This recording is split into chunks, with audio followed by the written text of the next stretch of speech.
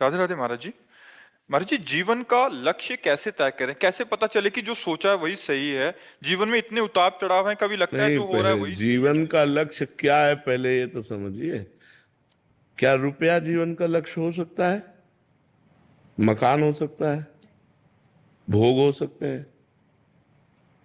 जीवन का लक्ष्य परमात्मा है। जीवन का लक्ष्य जगत नहीं है। जगत जीने के लिए है। जैसे हमें जीवन साथी चाहिए जीने के लिए, वो हमें अन्य योनियों में थोड़ी मिल पाएगा। मतलब हमारा ये शरीर छूटा तो हमारा पति हमारे साथ जाएगा, ये असंभव, ऐसा हो ही नहीं सकता। रुपया बैंक बैलेंस यहीं रह जाएगा, मकान यहीं रह जाएगा, जो आपकी पढ़ाई लिखाई पद है वो यहीं रह जाएगी, विस्मृत हो जाएगी शरीर छूटते ही।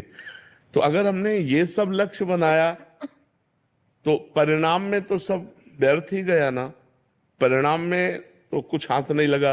अगर हमने परमात्मा को लक्ष्य बनाया और जीने का ढंग ये बना लिया तो बढ़िया हो जाएगा।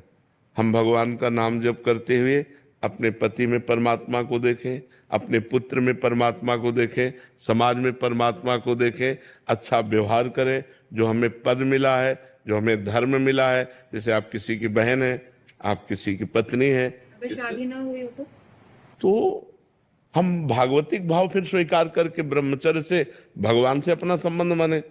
भगवान को हम पुत्र मान सकते हैं, भगवान को हम पिता मान सकते हैं, भगवान को हम माँ मान सकते हैं। भगवान ही तो दुर्गा रूप में है। भगवान को हम अपना पति मान सकते हैं। जो संबंध चाहो भगवान से कर सकते हो। तुम्हें वो माता च पिता, तुम्हें वो बंधुश्च सखा, तुम्हें वो विद्या द्रविणं, तुम्हें वो सर्वम मम देव देव। पर यदि शादी ना करे तो ब्रह्मचर्य पर ध्यान देना चाहिए। फिर इधर उधर गंदी बातें अगर मन में रही तो फिर वो लक्ष्य नहीं बना पाएगा।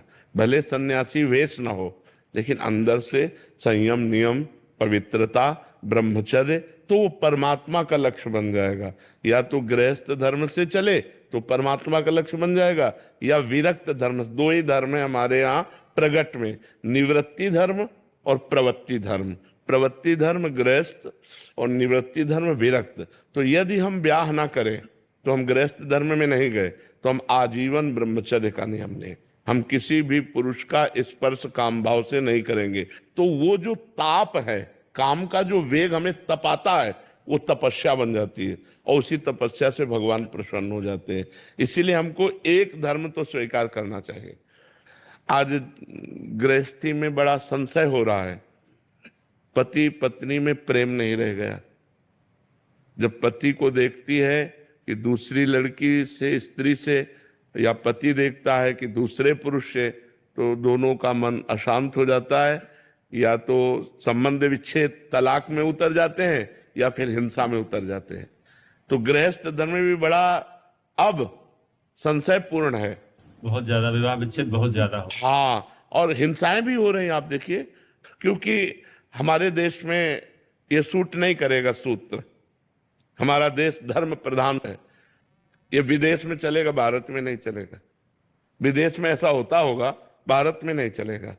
तो अब भारत में दो मार्ग बनाए गए हैं, एक प्रवृत्ति मार्ग धर्म ग्रंथों के द्वारा, और एक निवृत्ति मार्ग। यदि हम प्रवृत्ति में जाएं तो एक पुरुष को पति रूप में स्वीकार कर धर्म पूर्वक आजीवन, एक पत्नी को स्वीकार करके धर्म पूर्वक आजीवन प्यार में जीवन व्यतीत करें, यह हमारा सनातन धर्म कहता है। और यदि हमने ब्याह नहीं किया तो फिर हमें ब्रह्मचर्य से रहना चाहिए। तो यदि हम ब्याह ना करें तो ब्रह्मचर्य से रहें, अपने जीवन को पवित्र करके भगवान के चरणों में समर्पित कर दें। जैसे भीष्म जी ने अंतिम समय भगवान श्री कृष्ण से कहा, हे श्री कृष्ण, ये मेरी बुद्धि रूपी कुंवारी कन्या आज तक किसी का वर्ण नहीं किया, अब अंतिम समय है, हे श्री कृष्ण मेरी इस बुद्धि को आप स्वीकार करें, क्योंकि आज तक मेरी बुद्धि कभी विषयों में दूषित नहीं हुई, ये पतिव्रता है, आप इसे स्वीकार करें। तो हम अपने जीवन रूपी धरोहर को, ये धरोहर है भगवान की, यदि हम ब्याह ना करें तो इसे ब्रह्मचर्य से पवित्र रखते हुए भगवान के चरणों में समर्पित कर दें। भले भेष ना बदले, लेकिन उद्देश्य तो बदल ही जाना चाहिए। अगर उद्देश्य न बदला तो ब्याह न करने का मतलब फिर क्या रह गया।